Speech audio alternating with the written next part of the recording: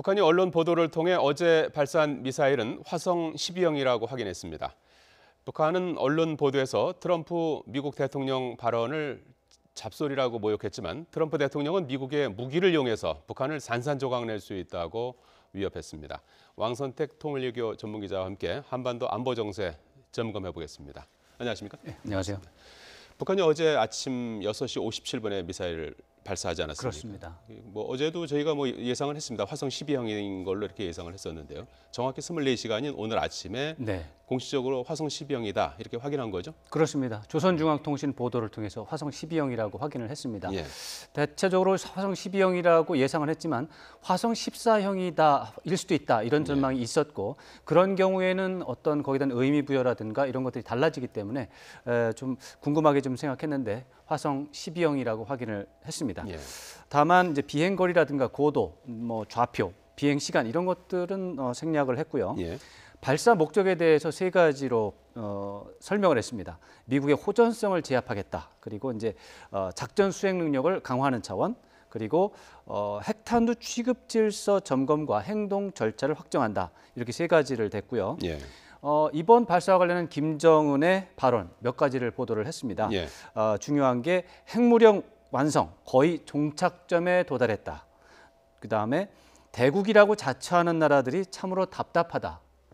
또 끝장을 좀 봐야 된다. 이런 식의 말들이 나름대로 의미를 부여할 수 있는 그런 부분이라고 하겠습니다. 예, 오늘 여러 가지 발표 내용도 있었고요. 또 관련 영상도 공개하지 않았습니까? 네. 오늘 발표 내용 중에서 새롭게 확인된 내용이라면 어떤 걸 꼽을 수 있겠습니까? 네, 사진에서도 확인됐고 또 오후에 동영상에서도 나왔는데 발사 차량에서 발사한 것이 최근 두 차례 화성 12형 발사와 다른 점이 되겠습니다. 네. 화성 12형 올해 초에 5월 또 지난 8월 두 차례 했었는데 이번에 세 번째가 되겠습니다만 1차, 2차 발사에서는 발사 차량으로 미사일을 가져와서 그다음에 이 미사일을 이제 분리시켜서 거치대에 올려놓고 차는 빠지고 그 다음에 발사를 했거든요. 예. 어제는 발사 차량에서 수직으로 세운 뒤 바로 발사를 했습니다. 그만큼 이제 발사하는 시간을 단축시킬 수 있다는 그렇죠. 의미죠. 그래서 발사 차량을 이용을 하면 신속성이라든가 은밀성이라든가 기동성 이게 매우 유리하기 때문에 좀 다른 의미를 부여할 수가 있겠습니다. 예.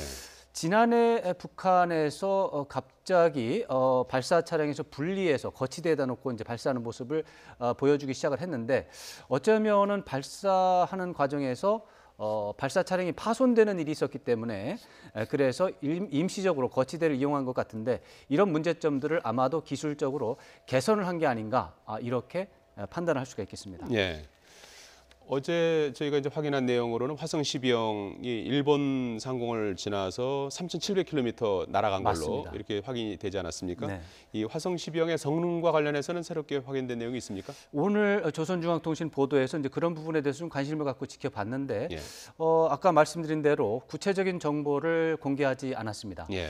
북한이 사실은 미사일이든 이런 것을 쏘고 나면 그 다음 날 아주 자세하게 정보를 공개를 했는데 지난번에도 그렇고 이번에도 공개를 하지 않고 있습니다. 예. 좀 특이한 상황이라서 좀 배경이 궁금하기도 한데 일단은 좀 뭔가 시험의 결과가 기대에 미치지 못한 것이 아닌가라는 추정을 일단 해볼 수가 있습니다. 예. 어제 발사된 것 3,700km를 나갔는데 예. 사실은 화성 12형으로 3,700km를 쏘는 것은 위협 효과를 고려를 했을 때 그다지 인상적이지는 않습니다. 사실은 3,356km를 맞춰서 쐈다면 굉장히 위협이 됐을 겁니다. 3,356이 어떤 의미가 있죠? 지난번 평양에서 괌까지 쏘겠다고 예. 하면서 제시한 거리가 3,356km입니다. 아, 만약에 북한에서 어제 미사일을 쏘면서 3,356km 주변에서 낙탄을 시켰다면 굉장히 정밀도를 과시하는 그런 훈련이 되고 괌에 대한 포격이라고 하는 이런 부분이 굉장히 현실적으로 다가오는 협박이 될 수 있었거든요. 예. 분명히 어제 시험 발사도 그런 것과 관련이 있었을 텐데 괌을 훨씬 지나가서 400km 넘어서 떨어졌다는 것이죠.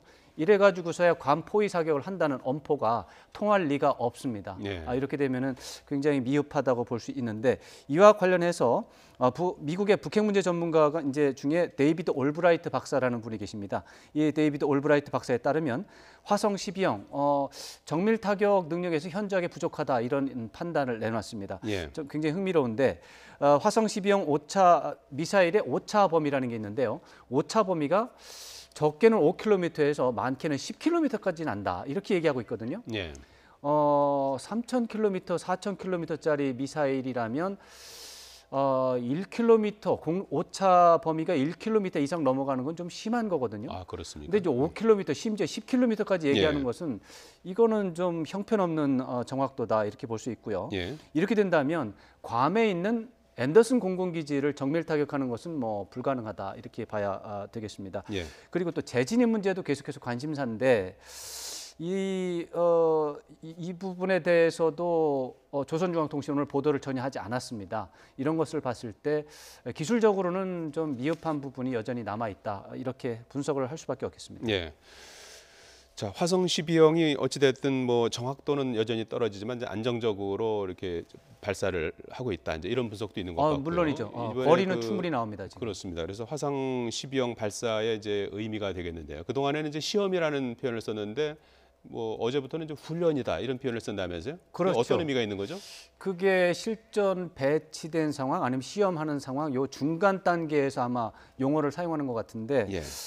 이 전력화라고 하는 용어를 사용한 것은 실전 배치가 시작됐다. 다만 실전이 배치됐다는 선언을 하지 않았기 때문에 예. 아직까지는 뭐 개발 단계라고 좀 봐야 될 것 같습니다. 예. 다만 이제 이것은 제가 이제 정치적인 의미로만 본다면 아직 그 미사일 개발이 완성된 게 아니기 때문에 여전히 미국에 대해서 협상할 여지가 있다라고 하는 메시지를 전달하는 의미도 있다고 봅니다. 아직 안 끝났거든요. 예. 미국의 심지어 이제 화성 12형은 대륙간 탄도 미사일이 아니고 중장거리 미사일, 최대 5,000km 정도 되는 중장거리 미사일이기 때문에 아직 미사일 개발이 끝나지 않았으니까 미국에게 기회가 있다라고 하는 것을 계속해서 리마인드 시키는 미국에게 메시지를 전달하는 그런 차원에서 의미가 좀 있다 이렇게 보고 여전히 북한은 미국에 뭐 나올지 안 나올지는 모르지만 북한이 원하는 것은 미국과 핵 담판이고 미국에게 핵 담판쟁이 나오도록 계속해서 압박하는 그런 전략이 일관성 있게 추진되고 있다 이렇게 해석할 수 있겠습니다. 일각에서는 뭐 미국도 세게 이제 제재와 압박을 이렇게 하는 모양새를 취하면서 뭐 그렇죠. 한쪽에서는 뭐 접촉을 하고 있다 이런 보도가 계속 나오고 있지 않습니까? 뭐 네. 미국이 좀 대화에 나설 가능성도 있다고 보십니까? 저는 대화에 나설 가능성이 있다고 저는 봅니다. 예. 그런 것은 뭐 미국하고 북한하고 지금 직접적인 접촉을 하기보다는 중국이 중간에서 계속해서 이제 중재를 하는 그런 모양새에서 중국이 제시하는 중재 조건에 어느 정도 북한과 미국이 공감대를 보이면 바로 대화가 열릴 수 있는 상황은 조건이 형성이 되어 있습니다. 다만 미국이 얘기하는 어떤 대화 가능한 조건과 북한이 얘기하는 조건이 지금 아직 여전히 상당히 다릅니다. 미국은 나름대로 조건을 좀 낮춘 바가 있습니다. 비핵화라고 하는 조건에서 이미 틸러슨 국무장관의 어떤 여러 가지 공개적인 발언을 통해서 핵 동결, 핵과 미사일 시험의 중단 정도만으로도 대화가 이루어질 수 있는 그런 정도로 기준이 낮아진 게 사실입니다. 그런데 북한은 여전히 비핵화는 꿈도 꾸지 마라. 핵 보유국이라고 하는 이 목표는 절대로 양보하지 않겠다라고 하는 의지를 계속해서 보여주고 있습니다. 그렇기 때문에 아직 대화가 성립이 되지는 않는데 다만 핵 동결이라는 부분이 기술적으로 어떤 것이냐라는 것을 생각을 하면 북한도 대화에 나올 비핵화를 최종적인 목표로 한 대화에 나올 가능성도 배제할 수 없기 때문에 앞으로 좀 지켜볼 부분이 되고 조금 아까 제가 이제 김정은은 핵 담판이 최종적인 목표이다 할 때 바로 그 부분이 들어가 있는 겁니다.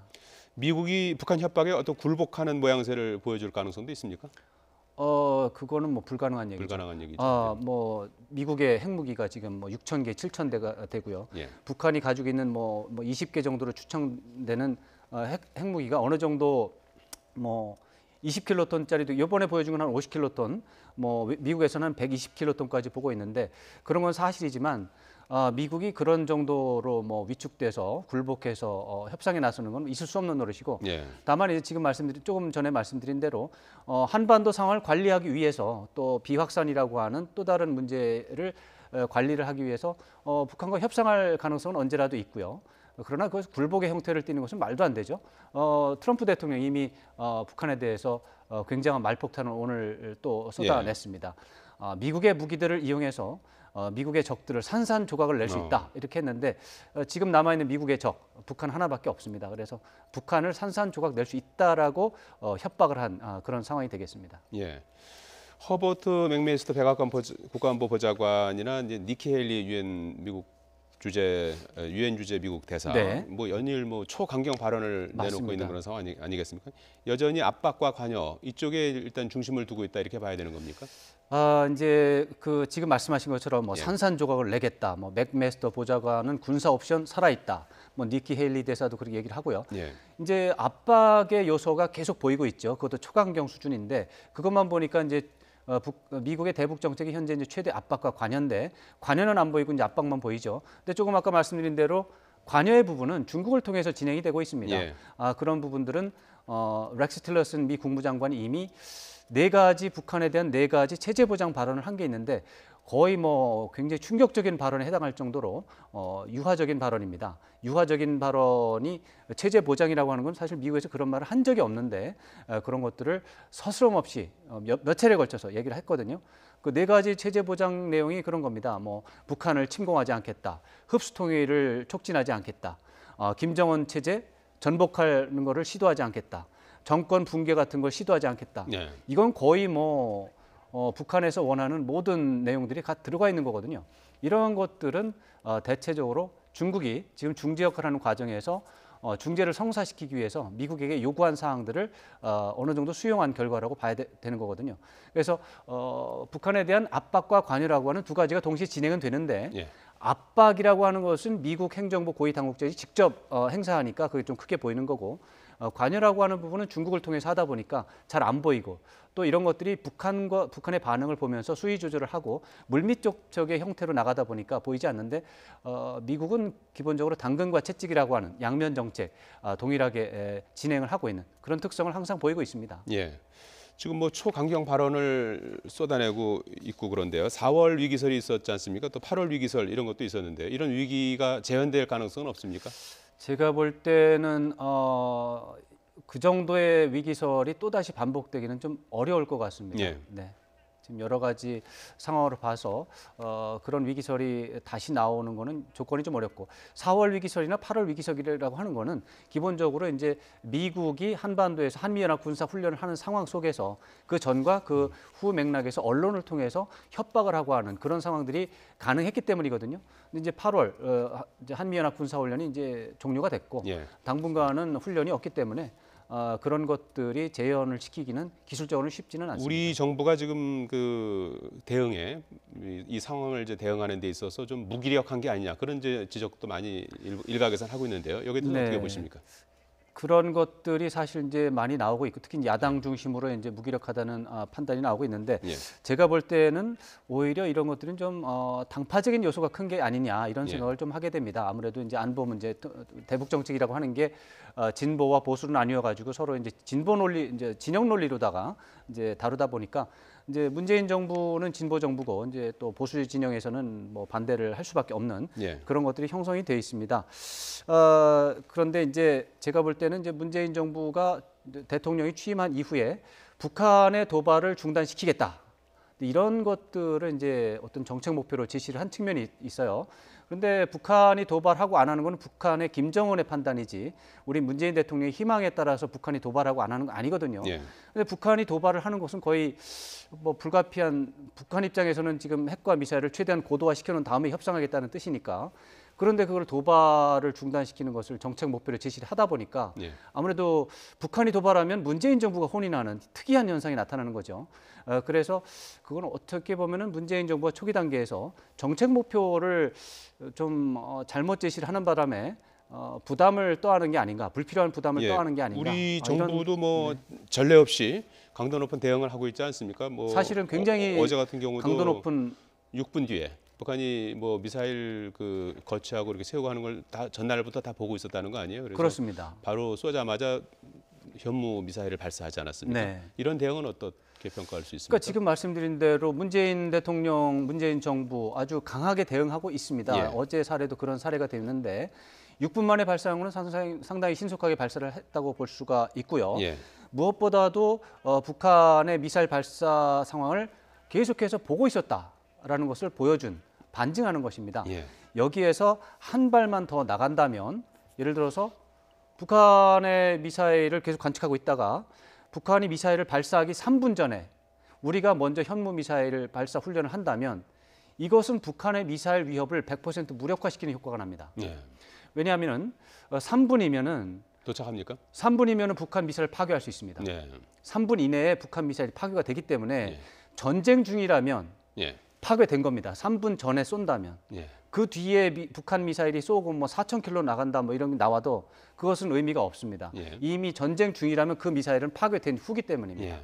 그렇다면은 6분 뒤에 쐈다면 예. 3분 이전에도 쏠 수 있다.